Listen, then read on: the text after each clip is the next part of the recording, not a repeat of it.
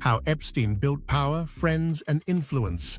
There are criminals, and then there are criminals who somehow get invited to the most exclusive rooms in the world.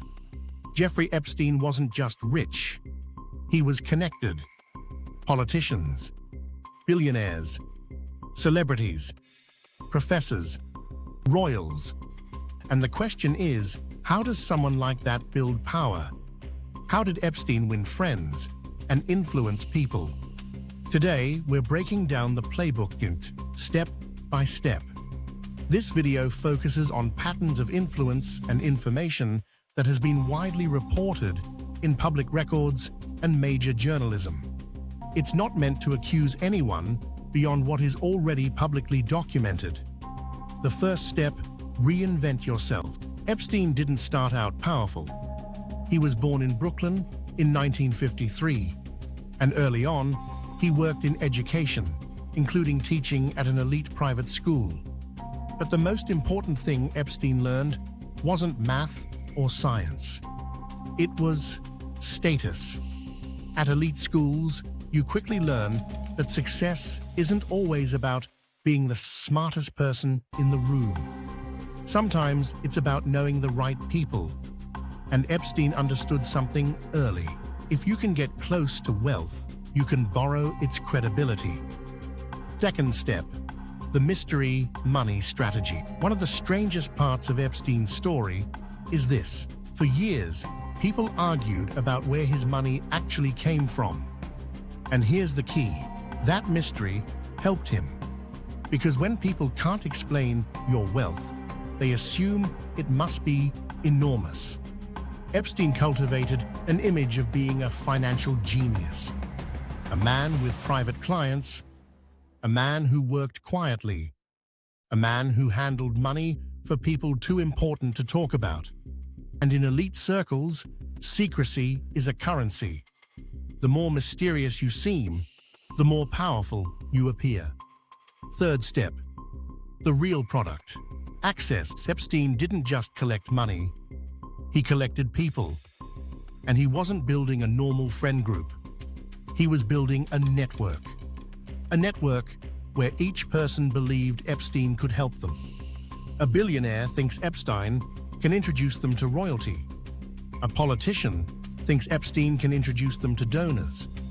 A professor thinks Epstein can introduce them to funding. A celebrity thinks Epstein can introduce them to influence. Epstein became a middleman, and middlemen become powerful because they control access. If you control access, you control opportunity. Fourth step, the social proof trap. Here's one of the most dangerous tricks in human psychology. If important people trust someone, we assume they must be safe. This is called social proof, and Epstein weaponized it.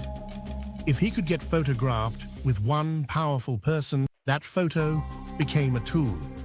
If he could attend one elite event, that event became a credential. If he could host one dinner, that dinner became a stage. This is how influence grows, not through one big moment, but through a chain reaction of credibility. Fifth, the island effect, controlled environments. Epstein also did something extremely strategic. He created private spaces where he controlled everything. A private jet, a private island, private mansions. Why does this matter? Because in public, people behave carefully. In private spaces, people relax. They say more, they do more, they take more risks. And when you control the environment, you control the social dynamics. The host becomes the center of gravity, and Epstein always made sure he was the host. Sixth, the power of being useful. A lot of people imagine power as intimidation, but Epstein's power was often something else. He was useful. He offered introductions, connections, money, trips, support. And when someone does favors for you, you feel psychologically pulled to return the favor. That's reciprocity. It's one of the strongest forces in human behavior. And it works even when people don't like the person, even when they feel uneasy, even when they suspect something is off. Because nobody wants to admit, I benefited from this person. Seventh, why people looked away. This is the hardest part of the story. Because the real question isn't only, how did Epstein gain influence? It's also, why did so many people ignore warning signs? And the answer is uncomfortable. In elite circles, people often avoid anything that could damage their reputation. If you ask questions, you become the problem. If you speak up, you risk losing access. If you challenge someone powerful, you risk being shut out. So people rationalize.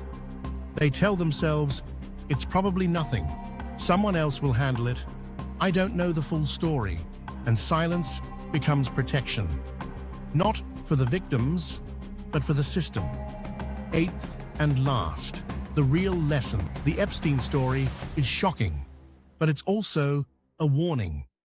Because this isn't only about one man, it's about how power networks work, how money can buy proximity, how proximity creates credibility, how credibility attracts more powerful people. And once a person becomes connected, people stop questioning them.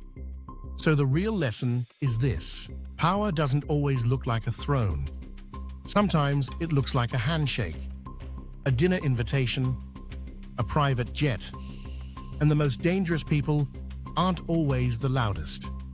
Sometimes they're the ones everyone wants to be seen with. If you want more documentary breakdowns like this, subscribe, because the next story is even darker.